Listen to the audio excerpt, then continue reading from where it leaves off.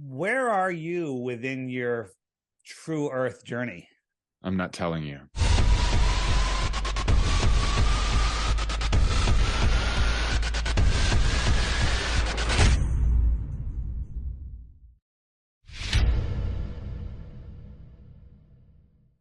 Well, absolutely nobody can deny that Dave Weiss is intellectually fearless. Dave Weiss, or Flat Earth Dave, as he's also known, is a global expert on all things related to the Flat Earth movement. Dave believes that the world's elites, or as he calls them, the controllers, use TV programming to hide the truth nature of reality from all of us. Well, I would tend to agree with all of that. They make us believe the world is completely physical, hiding the spiritual and metaphysical nature of reality. And yes, he thinks the world is actually flat and that NASA is just a propaganda apparatus just as much as big tech or social media or public schools. Well, Dave wanted to come on this show and says that he's happy to answer literally any question that we have about the Earth and its shape. And to that end, he joins us now. Dave, thank you so much for coming. We appreciate it. Stu, thanks for having me on. And in this crazy time we live in, many listeners are saying right now, why the heck is he talking about the shape of the Earth? What does it matter with all the other nonsense going on in the world? And the long story short is it is the reason they're getting away with all this nonsense. People are lost in space, spinning out of control, don't know where they are in a godless or distant God universe, and they don't realize that we're at the center of creation. So when you say flat Earth, I say a topographical level plane. Yes, there's hills, there's valleys, there's all sorts of stuff. And when you first hear about flat Earth, you're like, no way, it's so stupid. It's because everybody has this idea. This is what we've been brainwashed into thinking flat Earth is. No flat earther thinks this. So once you understand what the flat Earth is and what it's not, then you start to see, and then the why it matters really comes into play. Yeah, why is it that flat Earth is the single thing that triggers people the most? I mean, I say things. I was in an airplane recently traveling, took a picture out the window, said, don't see the curve, looks pretty flat. I was at the beach, took a picture of the ocean, said, I'm not seeing a curve, looks pretty flat. People go absolutely nuts. Why is that? It's because we've been indoctrinated into flat Earth before we could even talk. We were in our cribs. Our parents put mobiles above our heads of the solar system. We watch Sesame Street. There's astronauts on there. The first worksheet we take home from school is the movement of the sun, the moon, and the Earth. Right? It's programming, and then all of our toys and all of our movies and all of it is about space, and that was the biggest thing, to give up space. But you're not just giving up space, you're taking in a new reality that outer space is right here on a scientifically possible flat Earth, right? This is what people believe. They don't even understand what they believe. In the helio-nonsensical system, we're on a ball spinning at 1,000 miles an hour. That means when you're watching the sunset, you believe you're falling over backwards faster than the speed of sound. I just have to say, I don't believe that. I look, I'm not going to tell everybody exactly where I am with this whole flat Earth thing because I really don't know.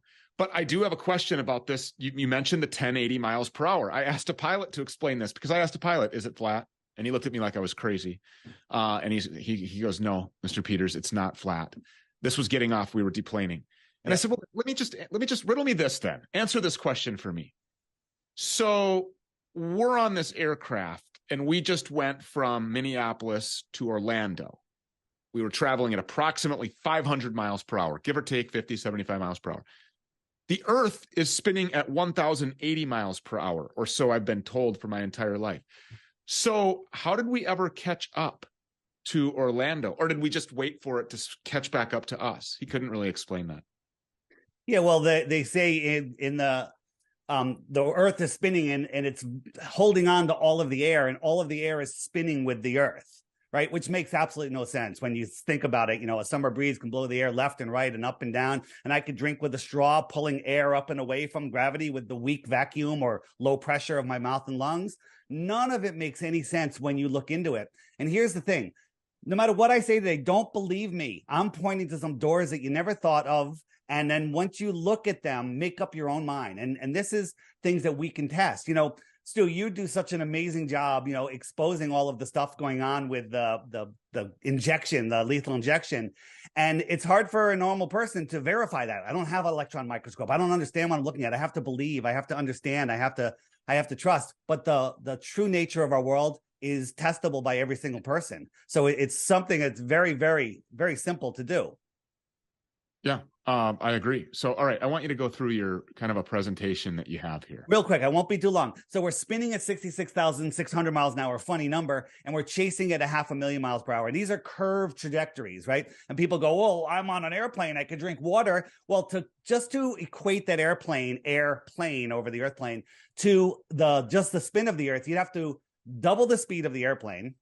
You'd have to remove the outer shell of the airplane, and you'd have to nosedive a mile per minute just to follow the curve of the Earth. And then I want to know how your water's doing, right? So all of that's going on, and we're traveling all of these distances. So this is the hypersonic sled track. Anyone that's listening, just Google that on YouTube. This thing goes by at Mach 8.6, Mach 8.6, right? You have to believe that you can't even see it. You have to believe that we are traveling 10 times faster than that around the sun in an elliptical orbit, and we're chasing the sun at 100 times faster than that. But when we go out into nature, we see stuff like this, a perfectly calm, mirror reflected flat lake. Okay, absolutely impossible on a spinning ball. None of it makes any sense. Is it possible for you to go back to that other one that you were just showing, the all the chaos there? The sled? Yeah, show the sled. Let's see that again here real quick, because I didn't get that. That was covered by something. Okay, so here's the sonic sled track test. Explain this again real quick. So this is the fastest rocket sled that they can do on a railroad track. It's called the hypersonic sled track test, and it's going by at Mach 8.6. You can barely fathom that speed, but you have to believe that this rock, surrounded by water, surrounded by curved air adjacent to a void, which is just scientifically impossible, is whizzing through space 10 times faster than this, curving around the sun, right? And then also chasing the sun 100 times faster than that. These are numbers and speeds that the human mind can't even perceive, but we have to believe them because the guy in a bow tie who lies told us that. And we were just like, okay, they know he has a bow tie, he has a white lab coat.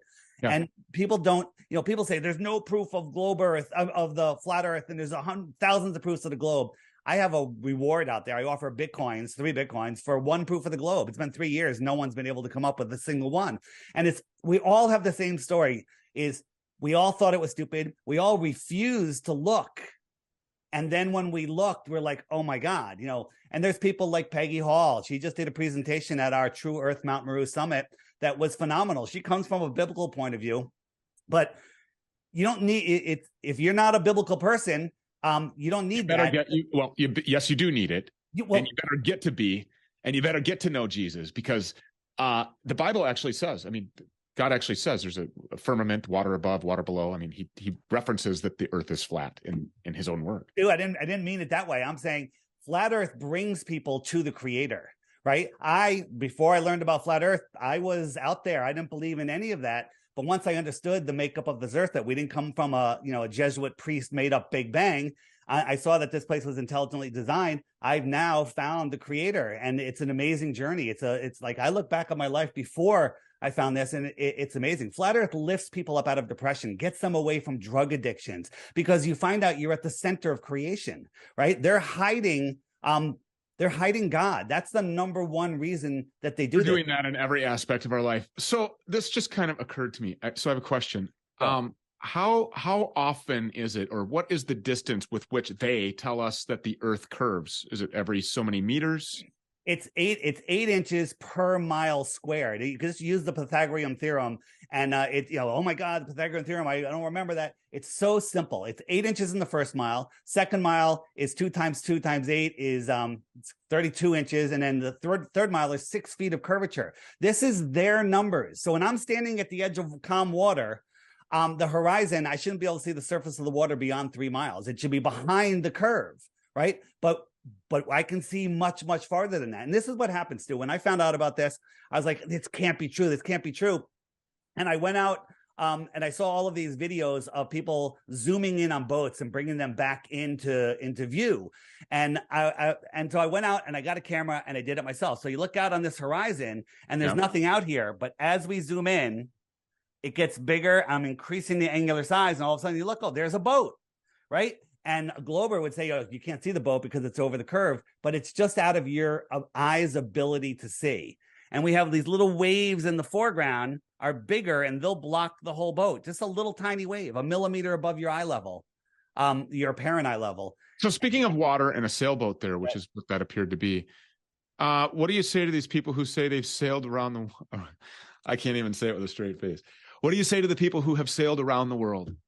Yeah, so they have. There's billions of people have gone east and west. So if we have the flat Earth pond, at the center of our pond is the magnetic north, and all magnets point to the north. So if this is a boat or an airplane or whatever, the needle's pointing north. I'm trying to push it west. West is a circle. Now, this does not prove the Earth is flat because it's the same on a globe. If I try to push it east, I have to keep turning to the left to maintain a heading of 90 degrees. So a giant circle, like if you were making a circle just 500 miles around, you'd think you'd be going, you'd feel like you're going in a straight line, right? But it's only when you try to dead reckon west or east without correcting, immediately, as soon as you stop moving, you're moving south. South is every direction away from the center. So billions and billions of people have circumnavigated east and west. Nobody's done it south. Amelia Earhart, these are all the stops she made. She's going east, east, east, east, east, all the way around, or she could have gone west all the way around. But if she went south, she'd be gone. No one's ever done it. Kind of strange, right? What's at the edge? So what's at the edge? So that's a great question, because the Earth is like a pond. This is how I look at it. So a pond is a lake, is a body of water surrounded by land that's consistently higher than the pond. Well, they tell us some things that are true. Antarctica is the highest land on Earth. They tell us it's a continent at the bottom of the ball, but it's really the shoreline around our world pond. Okay, so 60 degrees south, which is still like 1,000 miles or more from Antarctica, it's off limits. No one's allowed to go there unsupervised. And if you do, you'll be intercepted by a warship or a drone or a jet fighter. All right. And no one is allowed to independently explore out there. You can go to Antarctica right to this little tip, this little piece of land off of Santiago, and it's way off. But that's all they let you see. I mean, this little piece of land is bigger than many countries. Right. So thinking about this curve thing again. Yeah. I'm sorry, but I'm on this journey mentally here, as I'm sure everybody watching is. Okay, so the curve thing. Yeah, because if you're in an airplane and say the autopilot is set at 36,000 feet, if you go up or down in an aircraft, I'm sure you've flown before, right, Dave? Yeah, of course. If you go up or down in an aircraft, you can feel that in your stomach, and you can feel even 100-foot descent or an altitude increase, you can feel it physically. Dude, when you're on an airplane and taking a nap, as soon as the pilot just slowly starts to head to the airport, you like wake up. Oh my God, we're moving. We changed our direction. So if the Earth was really curving like that, wouldn't the pilot have to be constantly adjusting to stay 36,000 feet above the surface of this round ball? So they claim now that there's these electronics that adjust the gyro. A gyro is how an airplane stays level. They spin it up. It holds rigidity in space. So they spin it up level to where they took off from. And as they go around the ball, it should make their horizon dip backwards because it holds rigidity. But they're saying that it adjusts for this curve. That's absolute and total nonsense, because pilots were flying with mechanical gyros for decades and decades and decades before this alleged electronic gyro thing is up. So we've tested, airplanes fly straight and level over the Earth plane. There's so many proofs of this, including emergency landings. But, we're told that we're crazy because we think down is down. Right? We think down is down for everybody. And, on the globe, down is antipodal to people on the other side of the spinning Earth, right? Once you think about this model that we've been sold, you really wonder how the heck you ever believed it. Yeah. I know. It's very strange. So this is what are we looking at here? So this is a map that was found in Hawaii in a Buddhist temple. As they said, it's supposedly 10,000 years old, and it's showing other continents outside of our pond area. What's really interesting is there's a website that has tracking of ships. You can track cargo ships all over the world. Yep. And we recently found a row of ships going through Antarctica that's supposed to be frozen or land.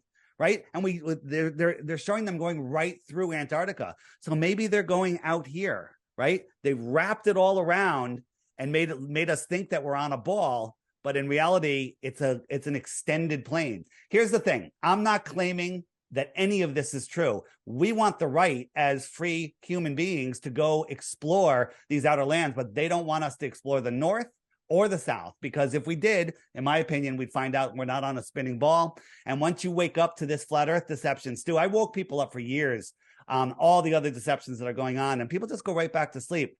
But when you wake up to the globe lie, then you all of a sudden everything changes. Yeah, I mean, you can't believe anything that these people are telling us. Right.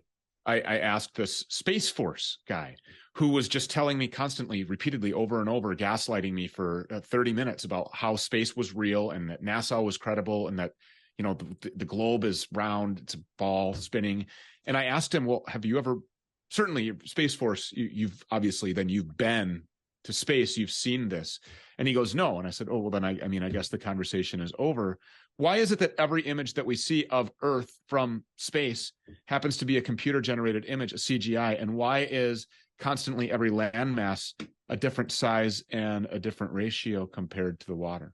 Yeah, because they are CGI, they're paintings, they're, you know, the blue marble, which is this one right here that's on everyone's iPhone when the iPhone very pretty. Yeah, it's very, I mean, it's a very pretty thing. Right. But when you look at them and you do actual measurements, like, you know, there's two famous photos, 2012 and 2017, I think, of the Earth showing the United States.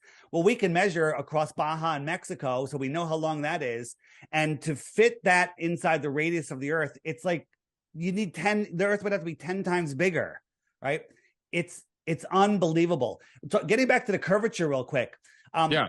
We're zooming in on a ship. We see a ship. We know it's 16 miles away. Well, we shouldn't be able to see it because the camera's a foot off the ground, right? We shouldn't be able to see that whole ship because it should be behind a serious amount of curvature. Then we can see water beyond that ship, which means, well, there's no curvature. We see the water. And then we saw another ship miles and miles beyond that, right? So let's just pretend that one that's miles and miles behind it is just a mile behind it, 17 miles. If we use the curvature formula backwards, the Earth would need a radius of, I think it's like over 100,000 miles when they say our radius is just under 4,000.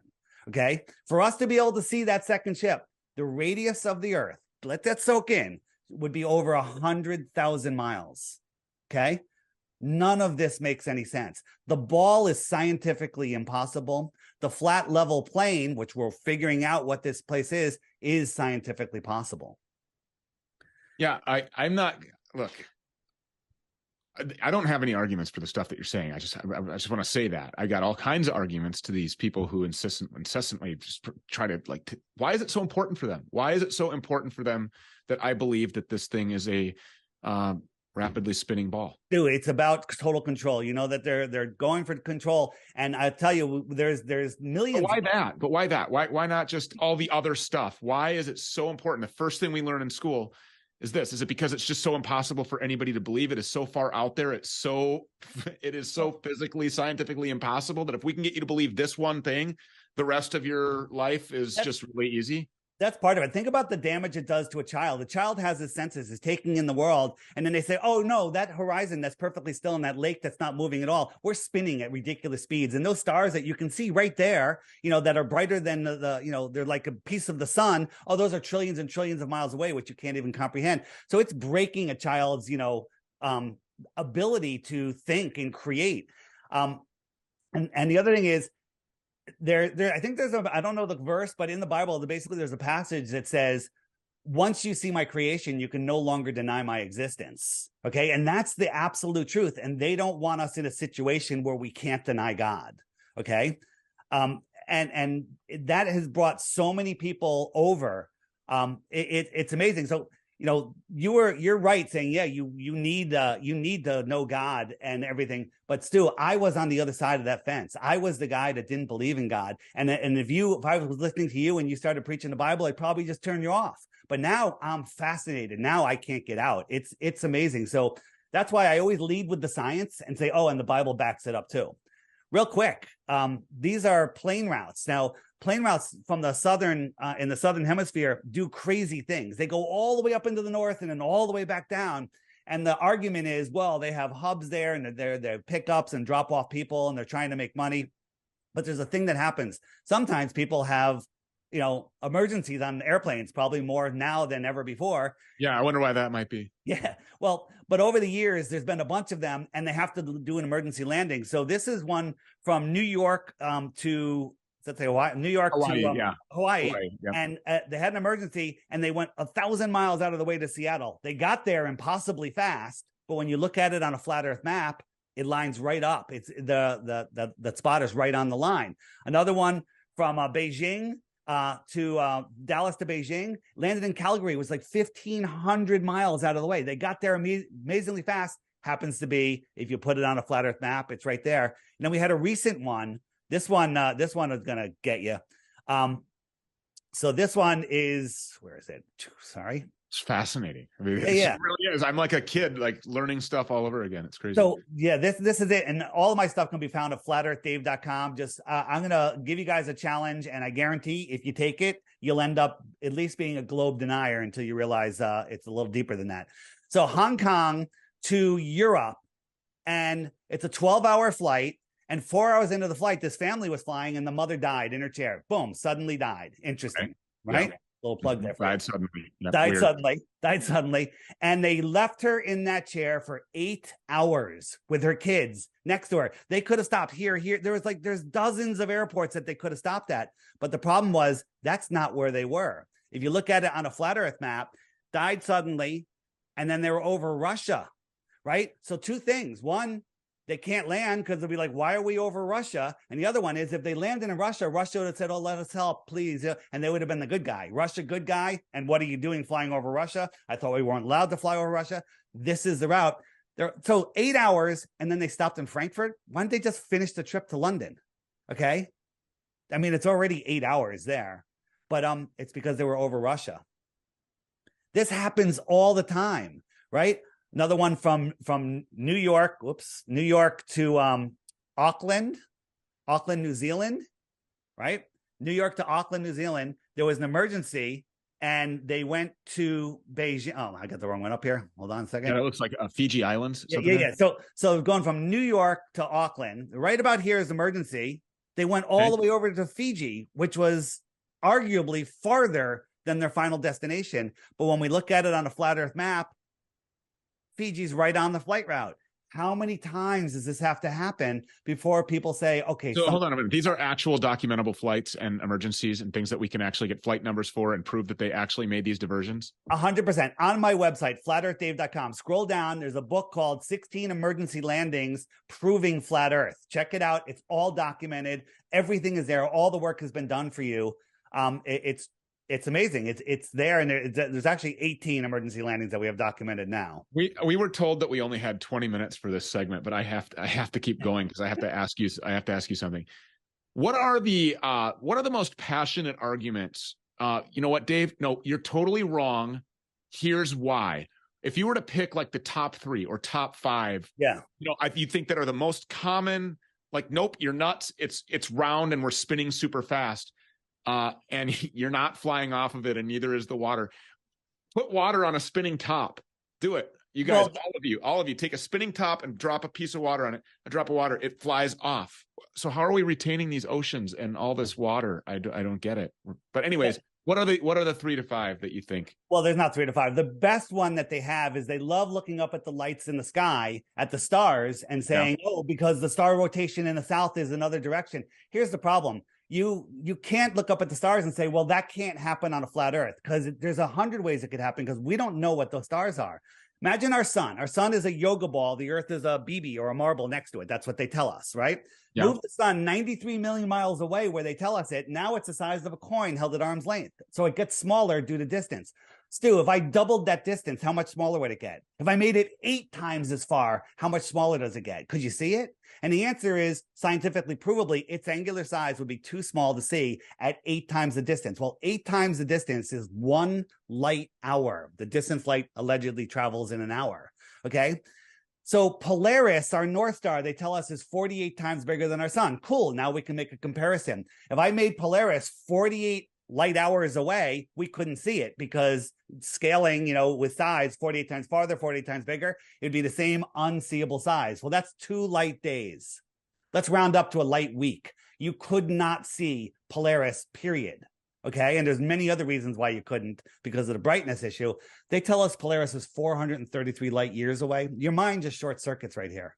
Okay. Yeah, so this is the only one argument that you get is this Polaris and the sun nonsense. That's it. The rotation of the southern stars.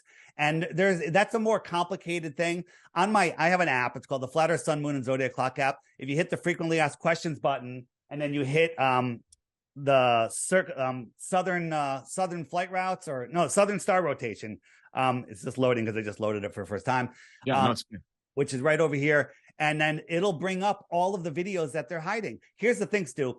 I had to make this app because they're hiding this information. Like if you Googled, hey, are vaccines safe? Okay, what are you going to get? Of course. You're going to get nonsense. And you get the same thing. You get nonsense with Flat Earth. They feed you all of their propaganda. Why are they hiding it? So, we're out here. We have all of the questions are answered in here. And Google Stu Peters. It'll take you to my Wikipedia. Virtually everything on there is false. Why is it so important for them to discredit me? Right. And, and people say Flat Earth is dying, Stu. This is on my app. I have a thing called the Friend Finder so people can find other like-minded people. And by the way, all of these blue dots are people that are awake and aware and 99.99% unvaccinated. These are all of the people that are awake and aware. This is the fastest growing awakening that I've ever seen. And it is truly amazing. Wow. Yeah. So Stu, I'd love to talk to you longer. And there's so much more. And here's the thing. You can believe anything. Like someone tells you something. Okay, believe it. You're done. Right. But if I told you I lived in Connecticut, you'd believe me. But you don't know it. But then you'd have to take some time and do some research and jump on Facebook or whatever and find my friends, find my high school. Okay, yeah, he lives in Connecticut, right? So it takes time to verify stuff. People don't like taking time and effort. You can lead a person to knowledge, but you can't make them think. Well, we all had the same story. We refused to look at first. And then when we were forced to, then you can see. Why do you think it's so important for these people who just can't imagine? Like, so here's, I'll just be honest with you where I'm at with this. Go. Nobody has proven to me that this thing is round. Nobody has ever proven that. So, I mean, of course, I'm the type of person, whether I was investigating, trying to find fugitives, or I'm investigating, Mark Meadows and his ties to China, or investigating Vernon Jones, how disingenuous or legitimate he might be, or investigating what's in these vials that they're calling a safe and effective vaccine. I'm a guy that just likes to ask questions. I want to know the answers to the questions. Nobody's ever been able to prove it. So where I'm at right now is somebody prove it and I'll be fine with it. But why is it so important for those people? And I'm not even talking about the powers that be, Dave. I'm talking about, Nancy down the street, or, Tim that you go fishing with, or whatever. Why is it so important for them to just believe so badly that this thing is round? Why is it such a trigger point for people, I guess, is what I'm asking. Dude, it's because that's what our entire world foundation was built upon, right? And if you believe in the heliocentric model, you have no foundation. You're on a speck of dust flying through an infinite universe where an asteroid could take you out at any moment, right? Where we're running out of food, we're running out of water, where, it's just all of this nonsense. And people kind of get addicted to their fear. They live it. And, they've built a solid life around themselves. When you rip the rug out from underneath them, telling them that the earth is flat, it's very shaking, but when you're done, when you come through it, you're like, wow, I am at the center of creation. My thoughts actually create reality. They don't want you to know that. They don't want you to know that nobody has control over you than in your imagination. Imagine if everyone listened to your show, Stu, and everyone said, okay, I'm done. I'm not going to listen to the government anymore. It's over. The government is gone. They're a flea. You don't even notice them anymore. They're finished. And we all are complying because we're afraid. I would like to encourage that, actually. Could we all just do that? Can we make the commitment that we're just not going to listen to the government anymore? I think that would be freaking fantastic. So I guess, on a pendulum here, I'm a globe skeptic. That's That's excellent. That's all I ask people. Is that fair? I'm a globe skeptic. And thanks to you. Here's the thing. I just want, if people just go to my website, flatearthdave.com, get the app. It's $3. If you don't want to get the app, that's fine. Just scroll down to the crash course. And that's a series of videos. And I guarantee if you watch the first 5 videos, you're finished. You're on our team and you're going to be fighting for the rest of your life to expose this, because this is the key to our freedom, right? If we're trying to do all of this other stuff with our heads up our rear ends and don't know where we are, don't know our true power, then it's going to be a very difficult task. Well, I was just about to pitch to your website, but you just did such a fantastic job. FlatEarthDave.com. Get to FlatEarthDave.com. Please get the app for $3. I mean, support Flat Earth Dave if you can. He's on our side, clearly. I appreciate that. Yeah. One quick thing. We saw, by the way, that you posted the trailer for the documentary on your page, and we wanted to tell you that we appreciate that as well. Thank you. Just real quick, we live here. This could be Antarctica, and out here is more land, extra territory. If someone lived out here and came to visit us, we might consider them an extraterrestrial from the outer space. Scientifically possible. There's books about this in the 1800s about lands beyond Antarctica. Well, if they want to come here, they have to do it legally through the proper channels. No more illegal aliens, as far as we're concerned. There you go. Dave Weiss, FlatEarthDave.com. Thank you so much. We really appreciate you being here. Thanks, Stu. I appreciate you having me. Awesome. Okay, so here's the deal. Who did you talk to come on? Elizabeth or Lauren or who? Elizabeth, I believe. Okay, I'm gonna have you back, and this is gonna go opposite of the way that you think it is. Okay. Because we're gonna do an even shorter segment. Oh boy. Because we do a premium segment every week, and that's what this was slotted for. But I want you on the big show, on the main show. Okay. So we have to do this in 10 minutes. Oh boy. Yeah. So figure it out. Do I have to let you talk? No, I don't have to talk. I will just sit there and smirk. All right. I'm ready to go. When is this airing and where is this airing? Where can I see it? StuPeters.com this Saturday. Okay. Thanks, Stu. But I want to get you on the main show, the night show, because that's going to floor people and it's going to super trigger them that I'm entertaining this. So, well, you know what? You're already out there getting shot at from all different directions. What more could this add? Yeah. Well, and I will love the Rolling Stone headline, shock jock, right-wing conspiracy theorist Stu Peters believes Earth is flat. Well, you know what, Stu? This is such an important topic, and it's shows like yours, with your platform, people need to come out, and I think they're going to start coming out. There's tons of people, famous people that are on Flat Earth that don't want us telling their names. I'm in this group on Telegram. There's lots of doctors, people that you've had on your show that are flat earthers. I know. I gave the example of how I asked one pilot that told me I was freaking crazy, but there are plenty of pilots who said, yeah, it's flat. No one ever brings a globe into the cockpit and going, "Oh, let me see where we're going. Let me see where we're going." Yeah. Right? Can I show you one quick thing? It'll take 2 seconds. That'll be interesting. So there was a flight from Germany to Brazil, and they're flying at night. And so you're on top of a ball. You're going, so the stars that you see at your horizon when you take off should be at your zenith as you dive over the ball. Okay. This is what they saw. The stars were not rising up. This is what they should see. This is an animation. These stars here should be over your head when you get to Brazil. But in reality, they saw nothing like that at all. The stars just did their slow movement, and they weren't, as you're diving over the ball. Do you understand? The stars that are at your horizon should be over your head. Right. Yes. They're not moving at all. Look, this is the actual footage. These stars should be up here. Right. Right. But maybe the whole system is encapsulated in this lipid nanoparticle, and we're all just this big, actually. Stu, I'll send you a text, but I'm ready to schedule anytime you want. I could have it ready in 10 minutes from now. Oh, you could? Yeah, anytime you want. All right, I'll get you. I'm gonna tell her we want to get you on next week, because then we can say premium users were able to see my segment list this week was Flat Earth Dave, and because it went so ballistic, we had to have this conversation. So I'm gonna have it booked. I appreciate it. I'm gonna text her right now. And Stu, you guys have tons of other people that have shows on your show. Anybody that's interested in having this conversation, send them my way if you don't mind. I would like to have. I think it would be fun to have. Sorry, I'm just putting this element in here. I think it would be really fun to have you and the Space Force guy. That would not be fun at all. That would not be fun at all. No, why not? Because there's some people that are so indoctrinated that they just become unreasonably insane. I've given up trying to talk. But then he looks insane. Thanks, Stu. I appreciate you having me. Oh. But then, yeah, sorry, I was just putting the outro on there. But then he looks insane, though, doesn't he? Yeah, I'm not here to make people look insane. I'm here to get people with minds that want to learn something new, to take a look, point to some doors. He's going to bring all the questions that the common person has. And I don't want to bring on 100 common people. Right.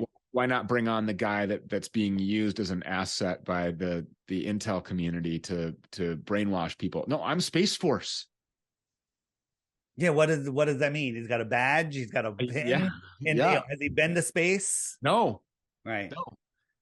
I don't know anybody who has. And interestingly enough, the Challenger, that was the only shuttle that had real people on it. Nobody died on the Challenger. The teacher? Nope. Let me show you. Let me shuttle. Where's my shuttle? Wait a minute. We watched that live. Hold on. You watched something explode live. And again, each one of these conversations are long conversation. I was a fourth grader, I believe. I was older than you. I watched it. So wait a minute. What year was that? It was 80 something, I think, right? Yeah. Or 80, was it 86? Hold on. How old are you in fourth grade? Hold on. You're going to like this. Here you go.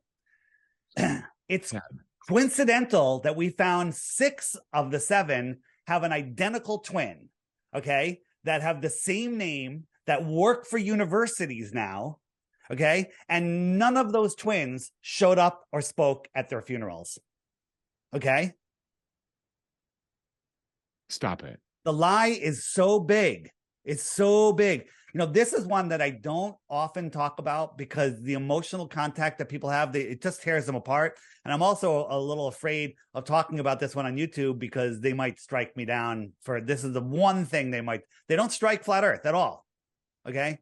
But they all, like Krista McCauley, didn't even change her friggin' name. Okay. And Dick Scobie. Okay. Dick Scobie had a corporation, and check this out. When we found him, his company website had a cow in a field that takes off like a rocket and does a little loopity-loop, making the smoke thing that looked just like Challenger. Right. And then when we all went crazy, boom, website disappeared. Dick Scobie disappeared. Okay. Who's the chick? It's Krista McCullough. Okay. So what does she do now? I think she works at Yale as a law professor, if I can remember that right, or it might be this one that works as a law professor. Okay, and so, but for all intents and purposes, she's out there in broad daylight doing something, interacting with people, right? I mean, I don't know where she is. The last one I seen people contact was this guy and this woman. We have video of this woman speaking at Yale and as a law professor, using her hands, using her glasses, and talking. And then we have her at the NASA conference as a younger person, talking. Same hand gestures, same dimple, same teeth, same voice, same everything. There's zero question that it's the same person, and they have the same name. Does she deny that she's that person? Has she ever been asked? They all deny. One guy went up to this guy, caught him in his garage, and he's just like, "Oh no, that's not true," you know. And he was very, very cordial about it, and the guy was very nice. But what are you going to say? Oh yeah, you got me. You got me. Yeah. You got me. Right. Mm. And we just had the rocket launch the other night. Artemis is going to the moon. Okay. Yeah. Rocket deception is mind-blowing, Stu. Here's the thing. This would take up the half the segment, but let me show you this real quick. This is, so people like Elon Musk, he's the best. He's going to be the savior of our world, right? So let me just, where are we going here? Where are we going? So he's gonna save us because he's he's going into space. This is him launching. Now this is unedited. This is a test of the rocket that's going to Mars. Now use your God-given common sense. I know you have a lot of it. So here it is. Edit. So we have a camera on board and we have several cameras on ground. Look how slow this is moving, right? Where's the smoke trail, right? This is not real. Okay. So this is what they show us. Now look, side angle, camera is not very high. Look, it's not very high. The engine's almost about to burn out. And then watch on board. Oh, we're up pretty high all of a sudden. And then side view again. Can't be very high. Now watch. The engine, no, it's up very high again. Engines are going to turn off. And now it's free falling. Now look, how high could this be with this camera angle? Look at this smoke. Watch the next edit. The smoke's going even slower. Ready? Edit. Edit, edit. Here it comes. Look at the smoke. This is supposedly tons, tens of tons free falling. Okay. Oh, now look how high it is. This is their unedited live footage. Okay. Now watch.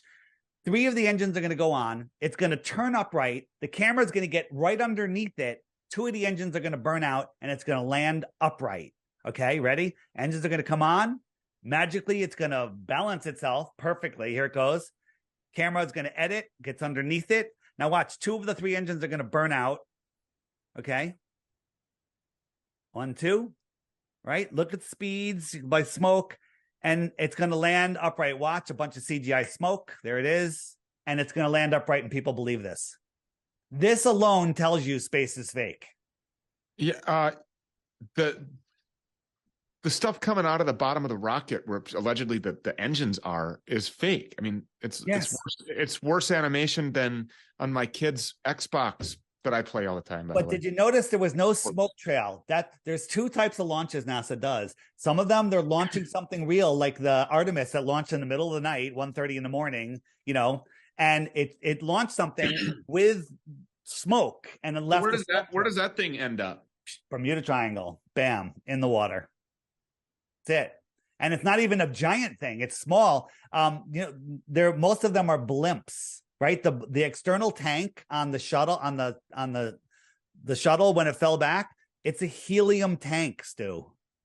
Helium. Okay. Let me show you. So check this out. This is the external tank. This is giant. It's 20,000 pounds empty. So this is falling back to Earth. Does this look like it's falling or is it floating? Okay, it's going to get worse. I'm going to tell you something that's going to freak you out. But watch, in about 10 seconds, a little tissue is going to float by to give you a reference of how fast it's going. So this is being, do you see it? Yeah, yes. So if you were in a helicopter filming this, it would be falling so fast it would be out of sight. It's supposedly going to burn up before it gets to those clouds and disintegrate. Okay, but this is being filmed out the window of the guys on the shuttle that are going 20,000 miles an hour into space. Up, and they're filming this from the window as this thing is still orbiting and keeping up with them as it's falling back to Earth.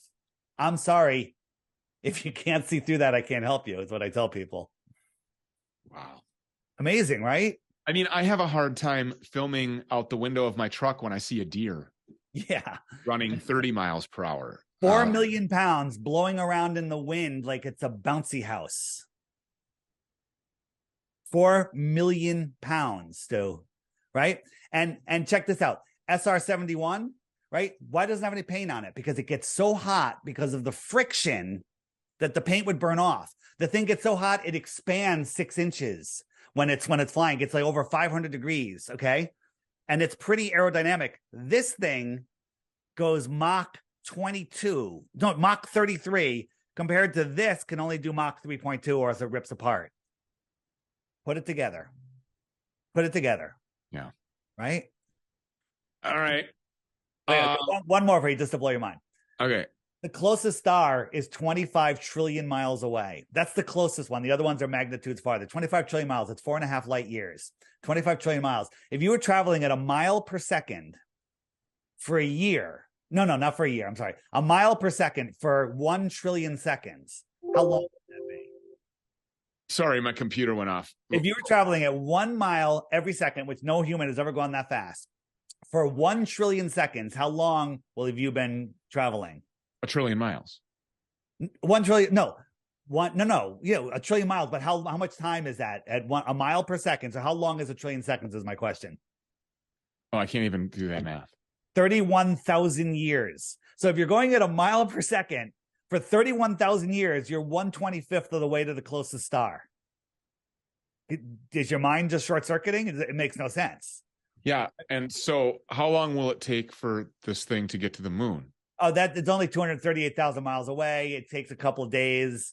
It's going to go there. It's going to It's going to orbit the moon, and then somehow it's going to eject some mass to send it back to Earth, but there's nothing to eject. It's all, when you look at the official story and the stuff, you're like, no, just no, I'm sorry, no. So what is it going to send back to Earth? So Artemis, they we had airplanes. I mean, we went to the moon. We went to the moon in the 60s and 70s, but wait, we lost that technology though. We lost it. It's a painful process to build it back again. Yeah. You've been listening. Yeah. I like the phone that the president used to contact the people on the moon, the corded phone. Yeah, absolutely. And when we look at the Artemis, check this out. This is the outside of Artemis. Imagine this PVC piping and squared off brackets on the side of a 747. Do you think that would be aerodynamic? Right? This thing is going 17,000 miles an hour within our atmosphere. Okay. It's absolute insanity, right? And you look, this is a close up of the bottom. Check this out. This thing is overinflated. This is a balloon. This is a blimp. Okay. This would be precision. This is going to take all of the thrust to lift up a couple million pounds. Absolute insanity. Absolute insanity. This is like, have you ever seen the video? I'm sure you have.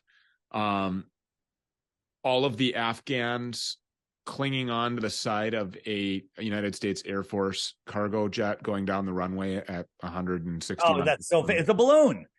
It's a balloon. It's a balloon. If you look at the windows on that thing, they're paint. Yeah. They're not paint. I mean, they're just, it's a graphic. The whole thing is a blown up graphic.